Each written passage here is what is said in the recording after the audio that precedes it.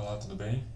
Meu nome é Carlos Eduardo e eu vou apresentar esse resumo que eu e o professor Douglas Lopes de Souza fizemos sobre uma experiência de ensino-aprendizado, né, em BIM na Universidade Federal de Viçosa.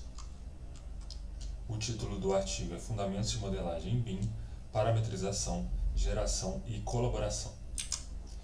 Bom, aqui tem uma pequena estrutura do trabalho, então vou falar um pouquinho sobre o panorama da aplicação, depois algumas estratégias didáticas e, por fim, algumas considerações finais.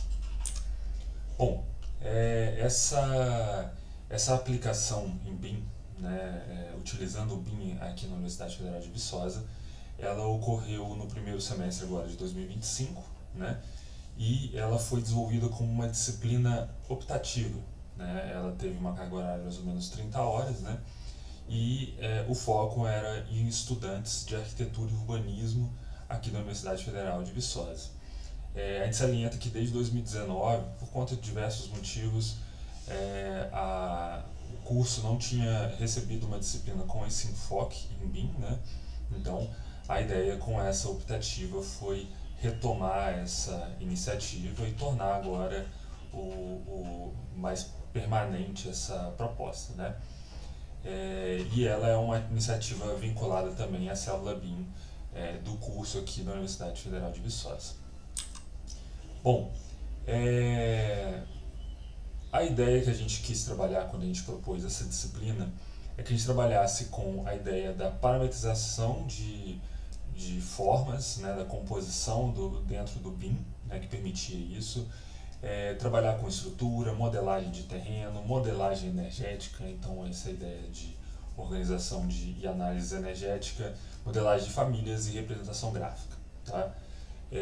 26 alunos participaram, 2 docentes, no caso eu e o professor Douglas, e nós contamos também com um monitor de pós-graduação, estudante do doutorado, uma pós-graduação aqui também da arquitetura da UFV. E nós estudamos então a partir de uma ideia de estudo de viabilidade, concepção e desenvolvimento do projeto. Tá? O programa utilizado foi o Revit, Autodesk Revit, e também utilizamos outros dois programas externos, que aí no caso é o Rhino Inside, né? O programa externo no caso é o Rhino, mas o plugin Rhino Inside, e o Autodesk Forma como uma possibilidade de utilização dentro do Revit também. Bom, falando então sobre a disciplina, a gente se orientou em algumas competências BIM, né, de acordo com o SUCA 2019, né, e a ideia era apresentar um fluxo básico de projeto. Eram alunos que não tinham uma iniciação específica com BIM, então a ideia foi fazer esse processo de primeiro contato inicial. Então eles ainda precisavam de uma primeira introdução no software, né, do Revit, que eles não tinham essa base. Então nós dividimos a disciplina então em 3 módulos. O primeiro dele foi uma palestra inicial com um especialista, o professor Rafael, e depois nós trabalhamos com aulas práticas focadas no uso do Revit, né? Então nós apresentamos o programa, interface, fizemos alguns modelos simplificados, assim, de uma forma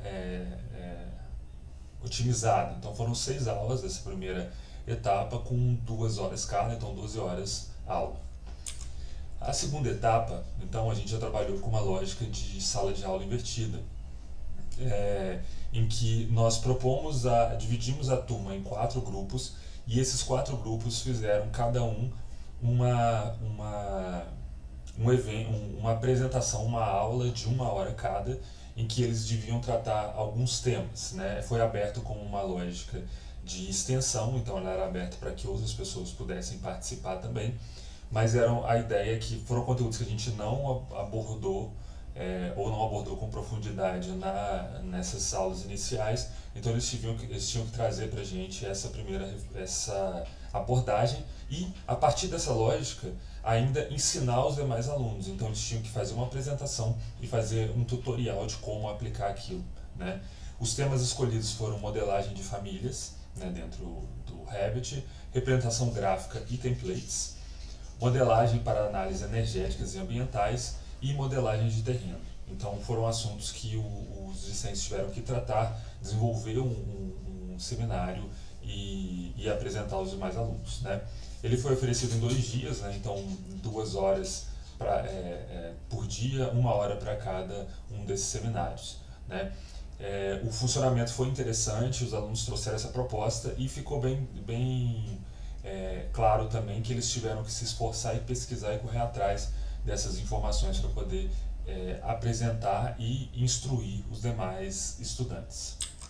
E por fim, a terceira etapa e última, eles tiveram que desenvolver um projeto existente, né, uma representação de um projeto existente, né, em que eles, além de desenvolver com todas as ferramentas que eles foram munidos nessas primeiras 2 etapas, ainda houve uma integração com uma segunda disciplina, que é uma disciplina também optativa, de parametrização e prototipagem, em que eles tiveram que, através com o plugin Rhino Inside, fazer a materialização inserir dentro desse projeto uma fachada paramétrica, né? Então mostrando essa relação de um objeto com o outro e como essas relações se conversam, né?